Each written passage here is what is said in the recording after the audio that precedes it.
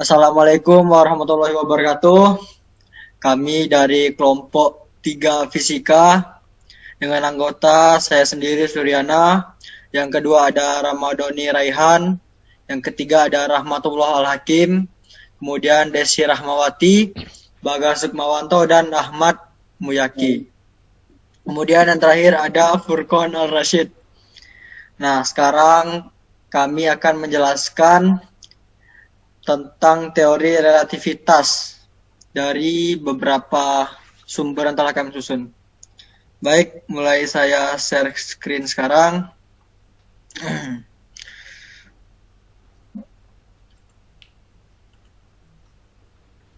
Sudah kelihatan? Sudah? Oke.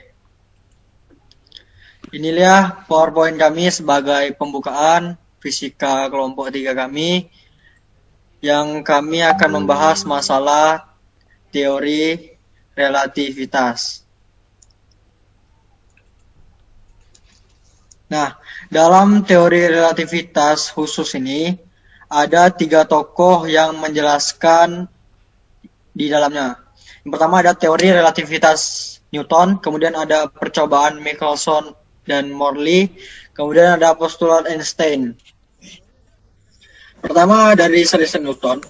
Teori relativitas Newton menyatakan bahwa semua hukum Newton berlaku sama untuk semua kerangka acuan inersial. Kerangka acuan inersial ini kan begini. Kalau kita bergerak, kita dikatakan bergerak apabila kita meninggalkan posisi awal kita. Nah, posisi awal kita itulah yang disebut dalam kerangka acuan inersial dari teori Newton ini. Kemudian, konsep relativitas Newton juga menyatakan bahwa gerak mutlak tidak dapat dideteksi. Artinya, jika kita memiliki dua kerangka acuan inersial yang bergerak dengan kecepatan konstan relatif satu sama lain, maka kita tidak dapat menentukan kerangka acuan mana yang bergerak ataupun yang diam. Nah, Sir Isaac Newton ini menganggap bahwa ruang dan waktu itu konstan selama tidak ada gaya yang mempengaruhinya. Ketika ada gaya tambahan yang mengenai benda, maka benda akan dipercepat dan terus dipercepat dengan kecepatan tak hingga, asalkan selalu diberi gaya tambahan terus-menerus. Nah, teori Pak Newton ini berlawanan dengan teori dari Einstein. Kenapa? Nanti akan saya lanjutkan dalam penjelasan Pak Einstein. Kemudian inilah yang disebut dengan konsep relativitas Newton yang menyatakan gerak mutlak tidak dapat dideteksi. Sebagai contoh, ketika kita duduk di dalam bus yang sedang berjalan dan melewati orang yang sedang berdiri di pinggir jalan, maka bagi orang di pinggir jalan kita akan dikatakan bergerak karena kerangka acuannya adalah orang tersebut. Sebaliknya kita dikatakan diam bila kerangka acuannya adalah bus. Nah, begitu. Jadi misalnya yang lain itu seperti ini.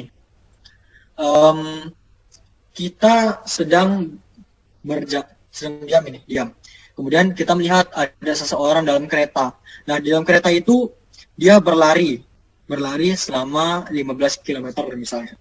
Kemudian kita mengatakan bahwa dia itu berlari secepat 160 km karena dia berada dalam kereta. Acuannya berarti dia ada di dalam sebuah kereta itu. Sedangkan bagi orang yang di dalam kereta yang diam, mengatakan bahwa dia itu gerakannya 15 km. Nah, itu contoh yang lain. Kemudian ini contoh lagi. Misalnya gini, ini ada dua bayi. Bayi sama beratnya ini, sama berat. Kemudian kita menggendongnya. Nah, bandingkan mana bayi yang lebih berat ketika digendong dia diam dengan digendong dia lasa. Mana yang lebih berat itu? Tentunya yang lebih berat itu yang diam. Kenapa? Karena ini berkaitan dengan massa relativistik nanti. Itu karena berat itu gayanya ke bawah. Jadi semakin kita mengangkat itu, jadi rasanya itu semakin berat, makin lelah kita mengangkatnya. Beda dengan yang bayi lasa, apabila dibergerakkan, kadang ke kanan ke kiri kita tuh kadang tidak terasa dengan efek gerak gravitasi ke bawah itu. Nah, itu contoh yang lain. Nah, dari contoh tersebut ada dua jenis kerangka acuan, yaitu kerangka acuan yang diam dan kerangka acuan yang bergerak, seperti yang saya katakan tadi. Dengan demikian, keadaan diam atau bergerak merupakan konsep relatif yang tergantung pada kerangka acuan pengamat. Nah, konsep ini dikenal oleh para ilmuwan pada abad ke-17. Tetapi pada akhir abad ke-19 pemikirannya berubah. Sejak saat itu, konsep relativitas Newton tidak berlaku lagi dan gerak mutlak dideteksi dengan prinsip pengukuran kecepatan cahaya. Nah, kenapa tidak diakui lagi? Karena begini, kan kata Pak Newton tadi kan bergeraknya cepat tuh, kecepatan hingga terus sampai kecepatan cahaya gitu. Nah, ini kata Pak Einstein itu tidak mungkin terjadi karena untuk menambah suatu benda menjadi kecepatan cahaya itu membutuhkan energi yang sangat banyak. Energi yang mendekati tak hingga, bahkan energi tak hingga. Sedangkan kita untuk menciptakan energi tak hingga itu membutuhkan tenaga yang sangat besar. Bagaimanapun, bahkan sampai sekarang belum ada teknologi yang menciptakan kecepatan cahaya tersebut. Nah, karena itulah teori relativistik dari Pak Newton ini sudah tidak berlaku lagi karena ada teori yang mematahkannya. Karena berdasarkan katanya itu konstan, kecepatan itu konstan selama tidak ada yang bergerak. Sedangkan kecepatan itu relatif terhadap apa yang kita lihat, yang kita alami. Ya, kalau bagi kita kan itu mungkin lebih cepat, lebih lambat. Tapi kan kita belum tahu bagaimana keadaan di lapangan sebenarnya kan. Nah itu, maka di sini dengan kata terakhir itu dengan demikian gerak benda itu tidak mutlak melainkan bersifat relatif. Jadi relatif tergantung bagaimana kita melihat keacuan tersebut. Gitu. Makanya tadi tidak ada teknologi yang menciptakan kecepatan cahaya karena cahaya itu membutuhkan energi yang sangat besar. Ya, karena energi itu tidak dapat diciptakan apalagi dimusnahkan, itu sangat tidak besar. Itulah yang membuatnya sangat bertentangan karena membutuhkan energi yang sangat besar. Kemudian inilah langkah atau sebagai pematah lah bisa dibilang, sebagai dasar pematah dari teori Newton. Percobaan Michelson dan Merli pada mulanya sesuai dengan teori gelombang dari Huygens bahwa gelombang memerlukan medium rambatannya untuk mencapai suatu tempat. Setelah Maxwell menyatakan bahwa cahaya tidak lain adalah gelombang elektromagnetik. Nah, setelah Maxwell ini mengatakan bahwa cahaya ini adalah gelombang elektromagnetik yang berarti ada, kalau dulu kan istilahnya ada rambatannya gitu. Nah, maka para pakar fisika abad ke-19 segera melakukan berbagai usaha untuk mempelajari sifat zat perantara sebagai rambatan gelombang elektromagnetik. Saat itu mereka mencarilah siapa sebenarnya yang merambatkan cahaya ini. Kok ada yang merambatkan cahaya? Itu teliti dulu. Para pakar yang mengajukan hipotesis atau dugaan medium atau sebagai medium perantaranya ditemukan ether yang terdapat meskipun di ruang hampa. Nah, pada tahun 1887, Michelson dan Merli, dua orang ilmuwan fisika berkebangsaan Amerika, mengukur kelajuan ether dengan menggunakan interferometer. Hakikat percobaan ini membandingkan kelajuan cahaya sejajar dan tegak lurus pada gerak bumi mengelilingi matahari. Kita kaitkan ether itu diam di alam semesta ini, diharapkan ada kelajuan relatif ether terhadap bumi yang bergerak mengelilingi matahari. Nah, inilah akan saya tunjukkan bagaimana percobaan dari Michelson dan Morley ini. Jadi kita lihat ada monochromatic light source ini sebagai cahayanya, sebagai alat interferometernya itu, cahayanya itu. Nah, di sini ada ada cermin setengah transparan. Nah, cermin ini diletakkan dengan dengan sudut 45 derajat ya, bisa dilihat. Nah, ketika cahaya ditembakkan, ia akan menembus dan membuatnya bertemu kembali dengan reseptor awal. Nah, di sini reseptor awal di tengah ini menemukan bahwa titik inilah sebagai acuan terakhirnya itu sebagai reseptornya. Nah, ketika bertemu dengan si cermin ini, mereka bertemu kembali di titik tengah ini. Nah, mereka awalnya menganggap bahwa ether ini ada sebagai mediumnya gitu. Setelah cahaya menembus ini, sebagai inilah dikatakannya bahwa ini medium cahayanya itu. Nah, ketika mereka mencoba lagi tentang kecepatan rambatnya itu, maka bahwa kecepatannya ini sama gitu Pak, sama ketika bertemu kembali itu sama, katanya itu sama. Nah, kemudian ketika dicoba ke beda arah, ke arah yang lain gitu, misalnya ke arah ke sini lah misalnya, mereka ternyata memiliki kecepatan yang agak berbeda gitu. Kok bisa beda lagi, coba ke sini lagi, beda lagi lah. Berarti tadi yang pertama itu kebetulan bagi mereka bisa bertemu kembali di dalam satu titik hitam namanya itu. Berarti yang namanya medium ether ini ternyata tidak ada. Nah, mulai saat itulah para peneliti menyatakan bahwa medium ether itu sudah tidak ada lah. Hipotesisnya itu terpecahkan, sehingga inilah sebagai pencerah bahwa teori relativistik dari Newton ini selama ini salah. Karena prinsipnya itu kecepatannya itu katanya kan sama, ternyata ketika diarahkan ke kemana-mana itu ternyata bisa berbeda-beda. Tapi memang kecepatan cahaya itu sama, cuman kalau masalah rambatannya itu dia bisa berbeda. Bukan masalah kecepatannya berapa, tapi kalau masalah cepat rambatnya itu yang bikin berbeda. Nah, itu permasalahannya. Katanya kan kalau ether itu kan sama terus, sini sama, ini sama. Nah, sedangkan ketika dia coba ke arah-arah yang lain ternyata berbeda. Nah, ternyata ether itu tidak ada, bahwa memang cahaya lah, memang tidak ada, betul, sebagai medium bagi cahaya ini untuk merambat. Nah, kemudian inilah yang paling kita kenali, yaitu Albert Einstein yang menyatakan bahwa pada tahun 1905, ya pada tahun 1905 mengemukakan teori relativitas khususnya. Nah, teori ini muncul akibat ketidakcocokan antara mekanika Newton tentang perilaku zat ether dengan elektromagnet Maxwell. Nah, ini yang menyebabkan adanya itu dia tidak berlaku lagi selama 200 tahun lebih. Akhirnya dipatahkan si teori Newton ini.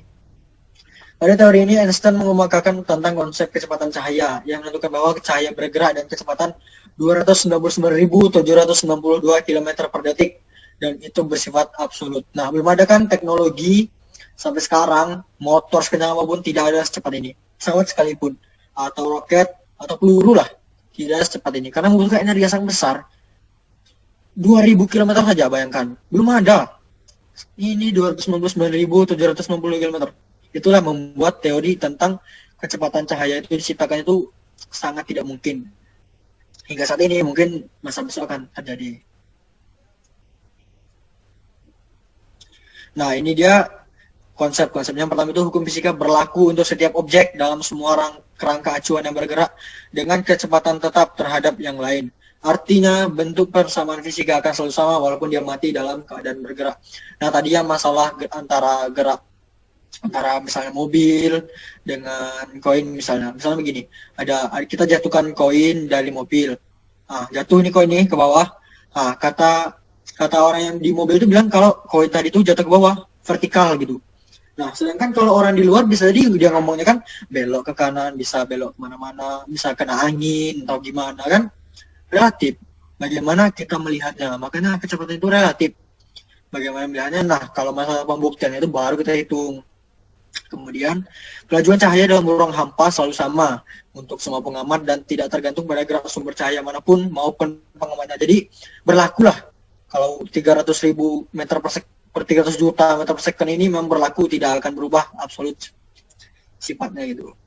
Einstein menunjukkan bahwa tidak ada benda bermassa yang dapat menempuh menyamai kecepatan cahaya. Nah ini, jangankan sama, mendekatinya saja.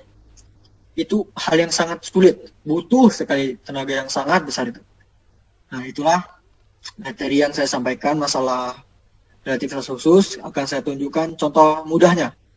Misalnya begini, sebuah kereta api bergerak dengan kecepatan 150 km per jam. Mika berlari searah dengan arah gerak kereta api dengan kecepatan 15 km per jam. Jika ada seseorang di stasiun yang diam, maka kecepatan Mika menurut pengamat yang ada di stasiun. Nah, ini kita lihat ada dua kerangka. Nah, yang pertama itu ada si Mika, yang kedua ada si ini pengamat yang dari luar ini. Bagaimana cara kita melihatnya? Nah, di sini ada kecepatan Mika terhadap kereta itu ada 15 km per jam. Nah, ini dia berlari nih di dalam kereta tersebut. Kemudian ada kecepatan kereta apinya di angka 150 km. Nah, kemudian kecepatan Mika terhadap stasiun. Nah, stasiun kan diam. Dia mana ada bergerak kan dia diam, makanya sini Vx. Jadi jawabannya Vx sama dengan 150 ditambah 15 sama dengan 160 km per jam. Inilah yang dikatakan relatif. Kita melihatnya dari stasiun itu, dia tuh geraknya 160 km per jam. Karena sambil kereta berjalan, dia sambil lari. Nah, itulah yang kita lihat. Kalau dia tuh larinya 160 km per jam. Beda kalau kita yang dari dalam kereta, kita lihat dia, oh kan kita lagi dulu nih di kereta nih. Dia lari, ya ini 15 km per jam nih cuman. Nah, kalau bagi orang luar kan beda. Bagi orang luar dia bilang, wah, kencang dia lari, kebut, bisa sampai cepat itu kan. Masalahnya kita lihatnya dari luar ngelihatnya. Nah, itulah yang disebut dengan relativitas. Nah, jadi kecepatan itu relatif, tidak mutlak, tidak konstan. Nah, sekaranglah materi yang telah dipatahkan dan ditemukan teori baru. Belum dipatahkan, yang baru ini sampai sekarang belum dipatahkan. Baiklah, itu dia dari saya. Kemudian ada materi penjumlahan kecepatan secara relativistik. Akan disambung oleh sahabat saya. Oke, silakan. Ya, saya akan menjelaskan penjumlahan kecepatan secara relativistik. Jadi pada fisika klasik, Newton telah menyatakan bahwa semua gerak adalah relatif. Akan tetapi, penjumlahan kecepatan relatif menurut Newton tidak akan berlaku jika kecepatannya adalah mendekati kecepatan cahaya, c.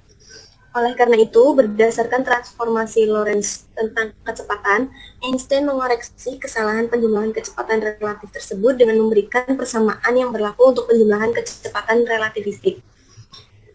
Selanjutnya, ada rumus penjumlahan kecepatan relativistik. Lanjut.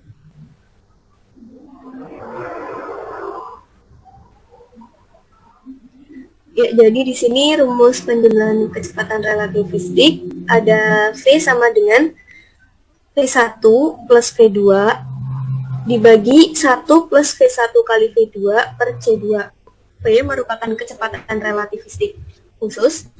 V1 kecepatan benda pertama terhadap pengamat, V2 merupakan kecepatan benda kedua terhadap benda pertama, dan C merupakan kecepatan cahaya.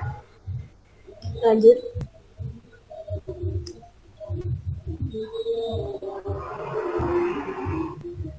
Di sini saya akan memberikan contohnya, satu contoh saja. Contohnya, seorang pengamat di stasiun ruang angkasa mengamati adanya 2 pesawat ruang angkasa 1 dan 2 yang datang menuju stasiun tersebut dari arah yang berlawanan dengan laju V1 sama dengan V2 sama dengan 3/4C. Arah C itu cepat rambat cahaya. Kecepatan pesawat 1 menurut pilot pesawat 2 adalah, di sini berarti yang diketahui adalah V1, V2-nya. Terus yang ditanyakan adalah V. Jadi kita jawab pakai rumus yang tadi, V sama dengan V1 plus V2 dibagi 1 plus V1 kali V2 per C pangkat 2. Lalu kita masukkan V1 sama V2-nya. Terus kita hitung. Di sini ada hasilnya ya. Bisa dilihat sendiri Bapak. Jadi rumus tadi itu sesuai dengan teori relativistis khusus atau postulat dari Einstein yang kedua, yang berbunyi cahaya merambat melalui ruang hampa dengan kecepatan yang konstan dan bernilai C sama dengan 3 kali 10 pangkat 8 M per S, dan kelajuan cahaya tidak bergantung pada kelajuan sumber cahaya maupun kelajuan pengamatnya. Ya, setelah ini akan dilanjutkan oleh teman saya. Monggo.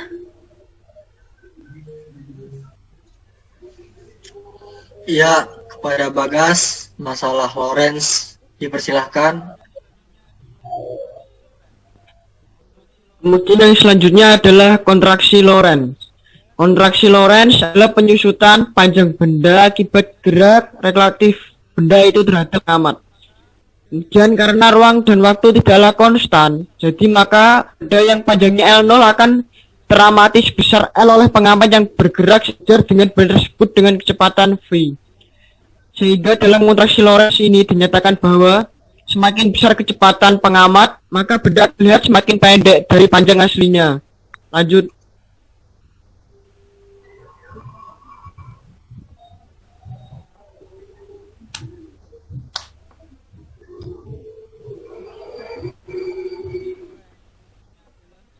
Kemudian rumus kontraksi Lorentz. Rumusnya adalah L sama dengan L0 akar pangkat 1 dikurang V kuadrat per C kuadrat.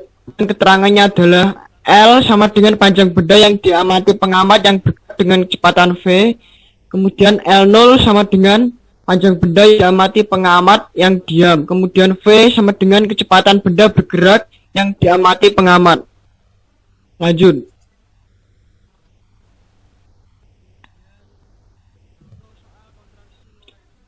Kemudian contoh soal kontraksi Lorentz. Menurut pilot, panjang pesawat adalah 20 meter. Berapa panjang pesawat tersebut menurun di bumi jika pesawat bergerak dengan laju 0,6 C? Jawabannya, di sini pilot berfungsi sebagai pengamat dan orang di bumi itu sebagai pengamat bergerak. Yang bergerak itu pesawatnya. Jadi L0-nya sama dengan 20 meter, kemudian U sama dengan 0,6.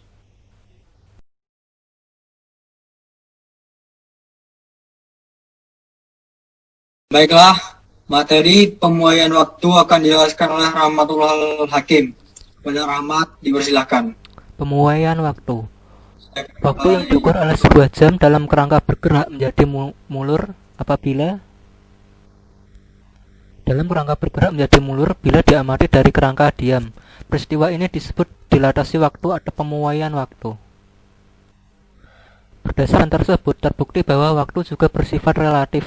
Untuk mengukur selang waktu relatif antara dua kejadian yang terjadi pada tempat yang sama dan diukur oleh pengamat yang diam serta oleh pengamat yang bergerak dengan kecepatan relativistik, maka digunakan rumus delta T sama dengan gamma delta T 0 sama dengan delta T 0 per akar 1 min V kuadrat per C kuadrat satuan sekon, di mana delta T sendiri yaitu selang waktu relativistik, delta T0 yaitu selang waktu sejati, dan rumus gamma yaitu sama dengan 1 per akar 1 min V kuadrat per C kuadrat, di mana lebih dari 1 atau sama dengan tetapan transformasi. Next.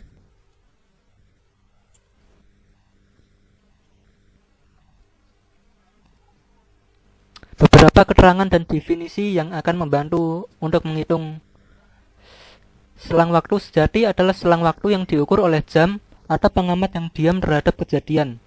Selang waktu relativistik adalah selang waktu yang diukur oleh jam atau pengamat yang bergerak terhadap kejadian. Faktor penggali gamma disebut tetapan transformasi dan harganya selalu lebih besar dari 1. Akibatnya pada rumus 2 di atas akan berlaku delta T selalu lebih besar daripada delta T0, atau dapat dikatakan bahwa selang waktu relativistik selalu lebih lama daripada selang waktu sejati. Oke, bisa di next.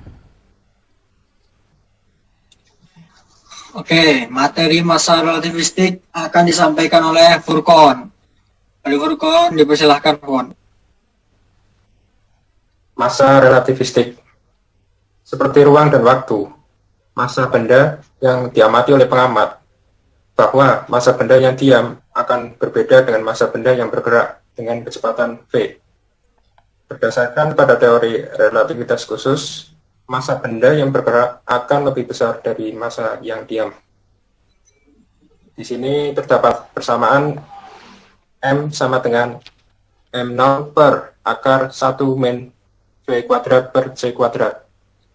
M yaitu masa benda saat bergerak dalam satuan kilogram.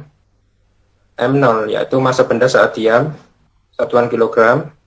Kemudian V, kecepatan benda terhadap kerangka diam, satuan meter per sekon.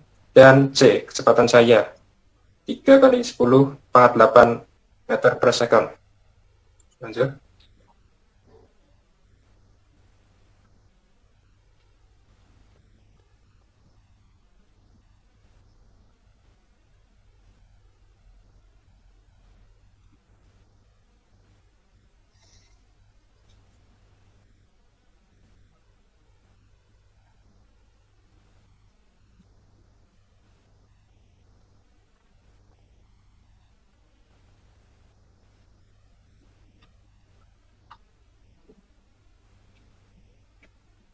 Oke, di sini terdapat contoh soal. Sebuah benda memiliki massa sebesar 10 kg. Bila benda bergerak dengan kecepatan 0,6 c, maka berapakah massa relativistiknya? Dari soal diketahui bahwa massa 0 sama dengan 10 kg, kemudian V sama dengan 0,6 c. Menggunakan persamaan M sama dengan M0 per akar 1 min V kuadrat per C kuadrat. Kemudian disubstitusikan M sama dengan 10 kg per akar 1 min dalam kurung 0,6 C kuadrat per C kuadrat. Kemudian M sama dengan 10 kg per akar 1 min 0,36 C kuadrat per C kuadrat. Nah, terdapat C yang sama tinggal dicoret saja, maka hasilnya M sama dengan 10 kg per akar 0,64 sama dengan 10 per 0,8 sama dengan 12,5 kg. Terima kasih. Selanjutnya bisa dilanjutkan oleh teman saya. Baik, materi momentum relativistik akan disampaikan oleh siapa nih? Yaki. Yaki, oke. Kepada Yaki, kami persilahkan. Oke, saya lanjutkan untuk materi momentum relativistik. Sudah kita ketahui bersama bahwa momentum relativistik adalah salah satu besaran yang berhubungan dengan kecepatan dan massa, di mana dapat didefinisikan sebagai perkalian massa dengan kecepatan. Untuk momentum juga akan bersifat relatif karena faktor massa yang berubah ketika benda bergerak mendekati kelajuan cahaya. Nah, momentum suatu benda akan terlihat bertambah besar ketika benda bergerak. Momentum inilah disebut sebagai momentum relativistik suatu benda. Secara matematis, persamaan ini dapat dituliskan sebagai berikut, di mana momentum dilambangkan oleh lambang P sama dengan M kali V, di mana sama dengan M0 atau massa momentum diam, massa benda diam dikalikan dengan V, yaitu kelajuan atau kecepatan benda, kemudian dibagi dengan akar 1 kurangi V kuadrat dibagi C kuadrat. Oke, untuk contoh soal di sini, sebuah partikel bermassa 5 gram bergerak dengan kecepatan 0,8 C terhadap pengamat di laboratorium. Hitunglah momentum partikel tersebut. Nah, dari soal kita ketahui bahwa massa benda diam itu 5 gram atau bisa kita ubah menjadi 0,005 kg.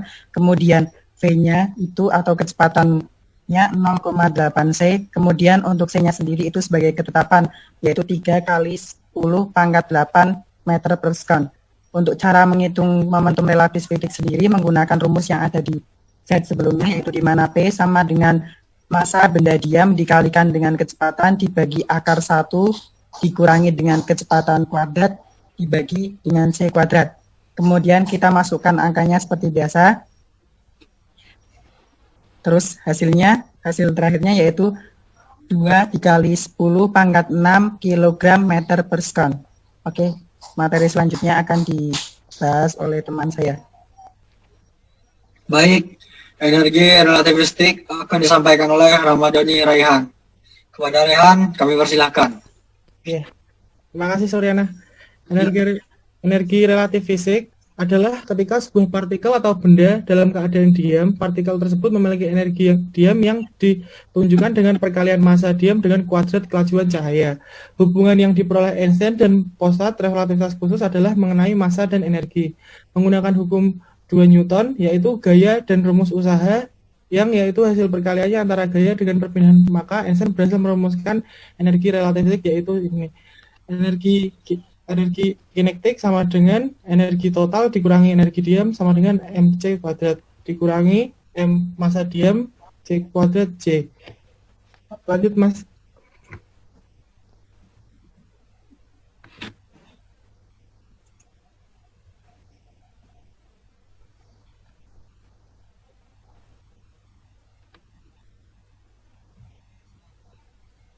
Oke, silakan dilanjutkan. Belum ya, Sur? Oh, berarti lagi sinyal.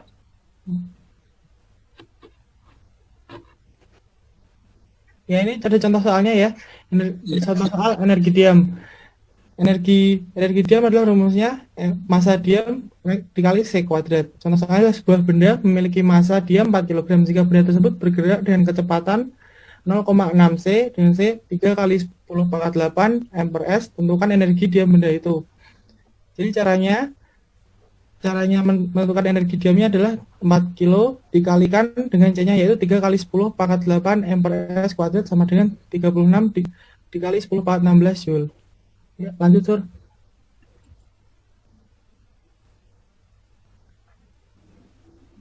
Ini ada contoh soal energi total. Energi total rumusnya adalah ini total diam adalah masa diam dikali C kuadrat sama dengan MC kuadrat. Contohnya adalah sebuah benda memiliki masa diam 4 kg. Jika benda tersebut bergerak dengan kecepatan 0,6 dengan C 3 kali 10 × 8 m per s dan energi diamnya adalah 4 kg, yaitu 3 kali 10 × 8 m per s sama 36 kali 10 × 6 joule. Tentukan energi total benda itu.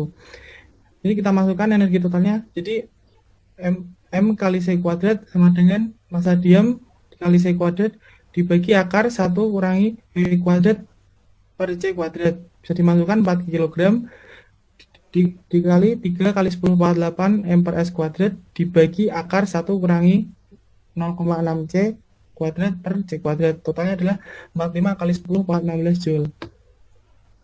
Lanjut Mas. Duh, kepencet. Mat, tadi sebagian crop ya, kepencet tadi. Oke, silakan. Ya, ini menghitung energi kinetik ya. Energi kinetik rumusnya adalah energi total dikurangi energi diam. Berarti adalah MC kuadrat dikurangi kali masa diam C kuadrat. Contoh soalnya, sebuah benda memiliki masa diam 4 kg. Jika benda tersebut bergerak dengan kecepatan 0,6 C, ini adalah 3 kali 10 × 8 m per s dan energi diamnya adalah 4 kg dikali 3 kali 10 × 8 m per s kuadrat sama dengan 36 kali 10 × 16 joule dan energi totalnya adalah 45 kali 10 × 16 joule. Caranya tinggal energi kinetiknya yaitu energi total dikurangi sama energi diamnya. Jadi 45 kali 10 pangkat 16 dikurangi 36 kali 10 pangkat 16 yaitu hasilnya 9 dikali 10 pangkat 16 joule. Terima kasih. Untuk menutup saya serahkan kepada Mas Suryana. Baiklah, setelah semua yang kami lakukan, mungkin inilah nilai yang akan kami dapatkan, Pak. Sekedar gambaran akhir. Nah, saya mau memberikan beberapa kesimpulan ya, Pak. Bahwa semua gerak yang ada di dunia ini itu relatif. Mau gerak, kecepatan, massa, ataupun ukuran suatu benda. Seperti tadi yang saya sampaikan, masalah kecepatan sebuah gerak dalam kereta api, kemudian ada contoh panjang dari suatu pesawat, dan banyaklah contoh yang lain.